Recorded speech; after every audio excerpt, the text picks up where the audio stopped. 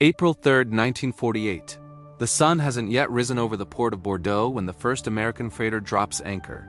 Its hull sits low in the water, weighted down with 9,000 tons of wheat. On the dock, French longshoremen gather in the pre-dawn cold, their breath visible in the air. They're thin, these men. Everyone in France is thin now.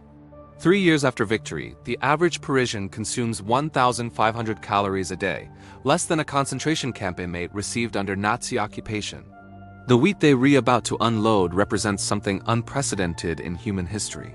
One nation spending the equivalent of 5% of its entire GDP to rebuild its former enemies and save its allies from starvation. The ship's manifest bears a simple stamp European recovery program, but everyone calls it by another name: the Marshall Plan. What happens over the next 4 years will reshape the world in ways its architects never fully intended and its recipients never fully understood. $13 billion, the equivalent of nearly $200 billion today, will flow from American taxpayers into the shattered economies of 16 European nations. It will be hailed as the most successful foreign aid program in history, the cornerstone of transatlantic partnership, the foundation of European prosperity. And all of this is true. But there's another story here, one written in the fine print of loan agreements and the architecture of new institutions. In the subtle rewiring of European economies and the quiet reshaping of European politics. This is the story of how economic rescue became economic restructuring, how gratitude became dependence, and how the most generous act in modern history became the most profitable investment America ever made. The question isn't whether the Marshall Plan saved Europe. It did. The question is what price Europe paid for salvation, and whether they understood they were paying it at all. The winter of 1946 through 1947 is the coldest Europe has experienced in living memory. In London, the Thames freezes for the first time since 1814. In Berlin, people burn furniture to stay warm. Across the continent, the destruction is almost incomprehensible. 20 million Europeans are homeless. Industrial production across Western Europe has fallen to 1/3 of its pre-war levels. In Germany, the daily calorie ration in the British occupation zone has dropped to 1,000 calories, and children are developing rickets and tuberculosis at rates not seen since the Middle Ages. France's coal production, the lifeblood of industrial recovery, has collapsed to 40% of 1938 levels. Italy's merchant marine, once the 4th largest in the world, has been reduced to twisted metal on the ocean floor. But the physical destruction, horrifying as it is, masks a deeper crisis. Europe's economy isn't just damaged. It's broken at a fundamental level. Before the war, European nations traded with each other in a complex web of exchange. Germany's industrial output fed French manufacturing. British coal powered Belgian factories. The system worked because it was balanced, currencies were convertible, and everyone had something to sell. Now that web has collapsed. Germany, divided and occupied, produces nothing to export. France can't buy British coal because it has no pounds sterling. Italy can't purchase Dutch machinery because it has no guilders. The currencies themselves are nearly worthless outside their own borders. The Europeans are starving not because food doesn't exist, but because the mechanism for distributing it has ceased to function. And then there's the dollar gap. This is the term that haunts every European finance minister's nightmares. European nations desperately need to import American grain, American machinery, American fuel to begin rebuilding. But they have nothing America wants to buy. Before the war, they could earn dollars by selling goods to Latin America and Asia. But those markets have been disrupted or captured by American producers during the conflict. By 1947, Europe's dollar reserves are evaporating. Britain, victorious but bankrupt, is hemorrhaging $1 billion a year in dollar reserves. At current rates, the entire continent will be unable to purchase American imports within 18 months. And without those imports, there can be no recovery. Without recovery, there will be political collapse. This is where ideology enters the story. In France, the Communist Party wins 28% of the vote in the 1946 elections, making it the largest party in the National Assembly. In Italy, the Communists and their socialist allies control almost 40% of parliament. In Greece, a civil war rages between government forces and communist guerrillas.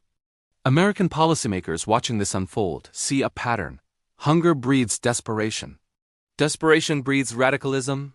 Radicalism breeds Soviet influence.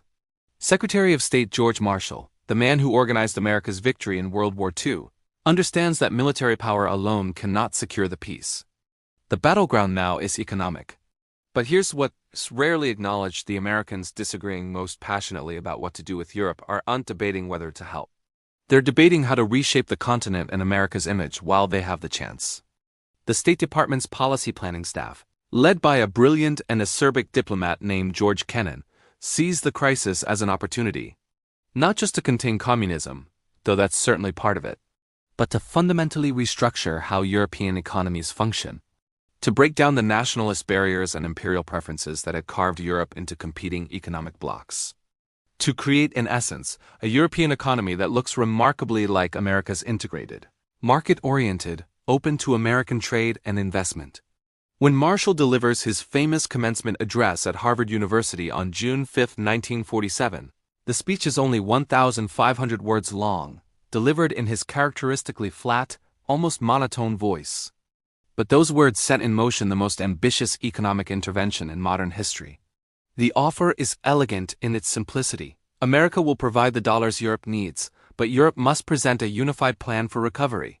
Not 16 separate national plans, one European plan. This requirement isn't accidental. It's the entire point. The Europeans, desperate and grateful, convene in Paris that summer. 16 nations send representatives: Austria, Belgium, Denmark, France, Greece, Iceland, Ireland, Italy, Luxembourg, the Netherlands, Norway, Portugal, Sweden, Switzerland, Turkey, and the United Kingdom. West Germany will be added later. The Soviet Union is invited, and this detail matters enormously. Stalin sends his foreign minister, Vyacheslav Molotov, to Paris with nearly 100 advisors. For 3 days, Molotov sits in the conference rooms, asking pointed questions. He sees immediately what Kennan intended him to see: accepting. Marshall Plan aid means accepting American oversight of internal economic decisions. Means sharing detailed economic information with potential rivals. Means integrating into a Europe-wide economy that would dilute Soviet influence over Eastern European satellites. On July 2nd, Molotov walks out. He orders Czechoslovakia and Poland, which had shown interest, to reject American aid. The Iron Curtain, previously a metaphor, becomes an economic reality. This is precisely what American planners anticipated, perhaps even desired. A divided Europe suits American purposes perfectly. The Marshall Plan will rebuild Western Europe, but on terms that bind it to the United States economically and politically. The Soviets, by refusing to participate, take themselves out of the competition for influence through economic means. They're left with only military occupation and political coercion to maintain their sphere. It's a game they'll eventually lose, but that's 40 years in the future. Right now, in 1947, the lines are being drawn. Over the next 4 years, the aid flows. 80% of Marshall Plan funds are grants, true, but those grants come with conditions that reshape European economies in fundamental ways. Each recipient nation must submit detailed economic plans to the newly created Organization for European Economic Cooperation. These plans must promote trade liberalization, currency stabilization, and economic integration. They must reduce tariffs between European nations. They must balance budgets and control inflation. They must welcome American technical advisors who will guide industrial modernization. And here's the mechanism that often gets overlooked: much of the aid doesn't flow as dollar transfers at all. Instead, American goods, primarily raw materials and machinery, are shipped to Europe and sold to European businesses. The money from those sales in local currency goes into what are called counterpart funds, controlled jointly by European governments and American overseers. These funds, totaling billions, are used to finance specific projects approved by Washington. The Americans, in other words, aren't just financing European recovery. They're directing it. Consider what this looks like on the ground.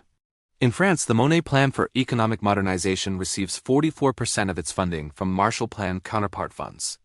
Jean Monnet, the architect of French planning and later a founding father of the European Union, works hand in glove with American advisors to restructure French industry. The plan prioritizes 6 key sectors: coal, electricity, steel, cement, transport, and agricultural machinery. These aren't chosen randomly. They're the foundation of an integrated European economy, one that can trade across borders rather than hiding behind protective tariffs. French steel will feed German manufacturing. German machinery will modernize French farms. The old model of national self-sufficiency is being deliberately dismantled. In Italy, Marshall Plan aid finances the rebuilding of the merchant marine and the expansion of Fiat automobile production. But it also funds the Christian Democratic Party's campaign against the communists in the crucial 1948 elections. The mechanism is indirect but unmistakable. American aid money allows the Italian government to reduce food prices and increase employment just before voters go to the polls. The Christian Democrats win decisively. American officials are careful never to say they've bought an election, but the communists understand exactly what happened. One party had the power to make daily life better, immediately. The other had only promises. Democracy, it turns out, favors whoever controls the distribution of bread. In Germany, the transformation is most dramatic. The occupation authorities, led by General Lucius Clay, used Marshall Plan funds to support a radical experiment: the overnight abolition of price controls and rationing. On June 20, 1948, the economist Ludwig Erhard, operating with American backing, eliminates the complex system of regulations that has governed the German economy since the Nazi era. It's economic shock therapy decades before that term enters the vocabulary. The results are chaotic at first. Prices spike immediately. Workers strike. The Social Democrats demand Erhard's resignation. But the Marshall Plan dollars keep flowing, stabilizing the new Deutschmark and providing the imports needed to keep factories running. Within months, German shop windows fill with goods. Production surges. The economic miracle begins. What's less often noted is that this miracle is built on a specific model: free market capitalism. American style, imposed by Fiat on a population that had known only state-directed economies for 16 years. The pattern is consistent across every recipient nation. Marshall Plan aid doesn't just rebuild what was destroyed. It restructures what existed before. The old European economy, characterized by imperial preference systems, bilateral trade agreements, and strict currency controls, is systematically dismantled. In its place rises something new: a market-oriented, trade-liberalized, dollar-friendly system that happens to serve American economic interests remarkably well. American exports to Europe increased by 70% during the Marshall Plan years. American companies, flush with capital and technological advantages, expand across the continent. By 1953, American corporations have established or expanded operations in nearly every Marshall Plan recipient country. The aid has created not just customers but also infrastructure for American economic dominance. This isn't a conspiracy. Nothing is hidden, exactly. The conditions are written into the agreements. The American officials managing the program are remarkably frank about their intentions. Paul Huffman, the administrator of the Economic Cooperation Administration that runs the Marshall Plan, tells Congress in 1949 that the program aims to create one single European market of 270 million consumers. He means this as a good thing, and by most measures, it is. But that integrated market is integrated on American terms, following American models, serving American strategic interests. When European nations object to specific conditions, they discover that aid can be delayed, reduced, or restructured. The leverage is enormous and rarely needs to be used overtly. The threat of withdrawal is enough. There is a telling moment in 1950 when the French government proposes using counterpart funds to nationalize certain industries. The American mission in Paris objects strenuously. Nationalization, they argue, contradicts the Marshall Plan's goal of promoting private enterprise and market competition. The French, desperate not to lose American support, back down. What's remarkable isn't that the Americans opposed nationalization. It's that they felt entitled to veto French domestic economic policy as a condition of aid. And more remarkable still, the French accepted this as legitimate. Sovereignty, it seems, has a price, and that price is denominated in dollars. The human dimension of all this is complex. For the longshoreman in Bordeaux unloading wheat, for the German widow receiving care packages, for the Italian farmer buying a tractor with subsidized credit, the Marshall Plan is nothing short of miraculous. It's the difference between starvation and survival, between despair and hope. The aid saves lives, perhaps millions of lives. No amount of analysis about hidden agendas or structural restructuring changes that fundamental truth. But something else is also true: the gratitude generated by that aid becomes a political asset, carefully cultivated and strategically deployed. Europeans learn to associate American power with their own prosperity, American leadership with their own security. This isn't an accident. It's the entire strategy. Compare this to previous attempts at post-war reconstruction, and the pattern becomes clearer. After World War I, the victorious Allies imposed crushing reparations on Germany rather than aid. The Treaty of Versailles demanded 132 billion gold marks, an impossible sum. When Germany couldn't pay, French and Belgian troops occupied the Ruhr industrial region in 1923, seizing production to extract value directly. The German economy collapsed into hyperinflation. A wheelbarrow of marks couldn't buy a loaf of bread. The resentment generated by this economic humiliation fed directly into the rise of fascism. Hitler's early support came significantly from middle-class Germans who had watched their savings evaporate. The lesson was clear: punitive economic policies create the conditions for extremism. But there's an earlier precedent that's even more instructive. After the Napoleonic Wars, Britain, the dominant power, could have imposed harsh terms on defeated France. Instead, in the Congress of Vienna in 1815, the victors took a remarkably generous approach. France was allowed to keep most of its pro-war territories. Reparations were modest. The goal was to reintegrate France into the European state system, not to crush it. The result was a century of relative peace, the longest in European history. The architects of the Marshall Plan studied this precedent carefully. They understood that generosity could serve strategic interests better than punishment. But there's a crucial difference. After Vienna, France remained France. Its political system, its economic structures, its social hierarchies were preserved, even if modified. After the Marshall Plan, European economies looked fundamentally different than they had before. The change served good purposes, no question. Economic integration reduced the likelihood of future European wars, as Monnet and other European federalists argued. Open markets promoted efficiency and growth. But the change also served American purposes: access to European markets, allies bound by economic ties, a bulwark against Soviet expansion. The genius of the Marshall Plan was that these purposes aligned. European recovery and American power advanced together, each reinforcing the other. Or consider the British Empire's approach to colonial development in the 19th century. British capital financed railroads across India, mines in South Africa, ports in Hong Kong. These investments generated real economic development, created jobs, built infrastructure. They also created economic structures designed to serve imperial interests, railroads that carried raw materials to ports rather than connecting Indian cities to each other, mines that enriched British shareholders, while Indian workers earned subsistence wages, ports that facilitated export to London rather than trade between Asian nations. The development was real, but it was shaped to serve the metropole. The Marshall Plan operates on similar logic, though far more benevolently. European recovery is genuine, but it's recovery of a particular kind, structured to integrate Europe into an American-led economic order. By 1951, the transformation is undeniable. Western European industrial production has surpassed pre-war levels. Agricultural output has increased by 11%. Trade between European nations has grown by 60%. The dollar gap is closing. The immediate crisis is over. But something else has happened too. The European economies are now deeply intertwined with the American economy in ways they weren't before the war. American corporations have established subsidiaries across the continent. European businesses rely on American technology and management techniques. European governments coordinate their policies through American-dominated institutions like the OEEC and the nascent NATO alliance. When American policymakers talk about the Atlantic community, they're describing a real structure of economic and political integration, with America at the center. The Soviets, watching all this, understand exactly what's happening.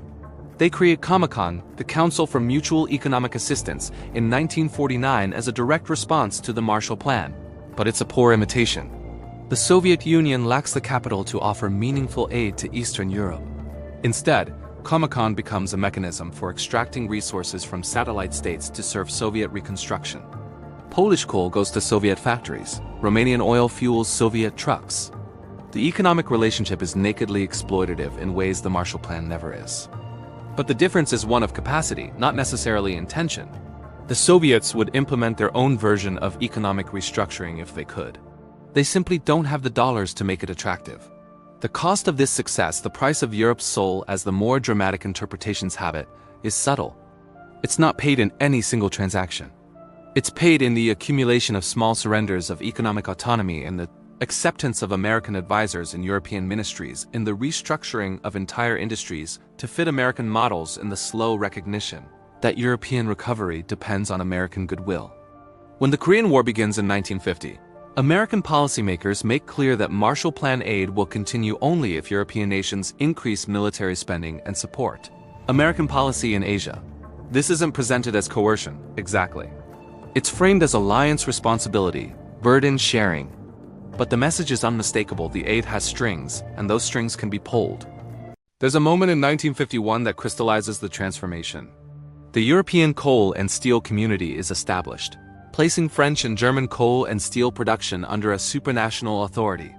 This is hailed as the beginning of European integration, the first step toward what will eventually become the European Union. And it is that. But it's also the institutional embodiment of Marshall Plan logic: national sovereignty over strategic industries ceded to a higher authority. Production coordinated across borders, trade barriers eliminated. Jean Monnet, who designed the plan, worked closely with American officials who saw it as the model for European economic organization.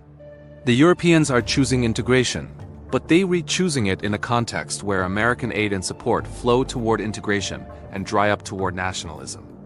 What makes all this so effective is that it is genuinely beneficial for most Europeans most of the time. The economic growth is real. The rising living standards are real. The peace between France and Germany, unthinkable for centuries, becomes reality partly because their economies are now too interdependent for war to make sense. These are extraordinary achievements. But they're achievements structured by American power during a moment of European vulnerability. The question isn't whether Europeans benefited from the Marshall Plan. Of course they did. The question is whether they would have chosen the same path, the same model, the same degree of integration with American economic systems if they'd had genuine alternatives. They didn't have alternatives, of course. That's the point. The Soviet model offered only authoritarianism and poverty. The old European model of nationalist economics had led to depression and war. The American model, backed by American dollars and American power, was the only viable path to recovery. But the absence of alternatives doesn't make the choice less consequential. Europe rebuilt itself as a junior partner in an American-led order, and that relationship, established during the Marshall Plan years, would define transatlantic relations for generations.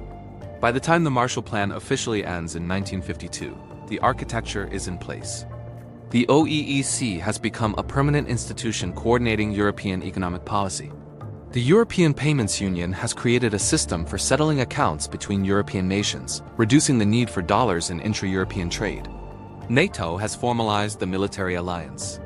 These institutions will outlive the aid program by decades, continents even. They become the scaffolding of the Western world, the infrastructure of American hegemony. But here's what makes it different from traditional empire: the Europeans built much of this scaffolding themselves. They wanted economic integration. They wanted Atlantic partnership. They wanted American protection against Soviet power. The Marshall Plan didn't force these things on unwilling subjects. It created conditions where European desires aligned with American interests. The true genius of the Marshall Plan, the reason it remains unmatched in the annals of statcraft, is that it transformed a moment of crisis into a generation of partnership. The $13 billion bought something that couldn't be purchased: directly legitimacy. American power in Europe after 1948 isn't based primarily on military occupation, as Soviet power in Eastern Europe is. It's based on the memory of salvation, on the reality of shared prosperity, on institutions that Europeans helped design and chose to join. This is hegemony of a different kind, softer, more durable, more consensual. But it's hegemony nonetheless. And what of the souls Europeans supposedly sold? That phrase is too dramatic, too binary. Souls aren't commodities, and nations aren't individuals. But something was exchanged during those 4 years, something harder to quantify than dollars or tons of wheat. Call it autonomy, or call it the freedom to fail on their own terms.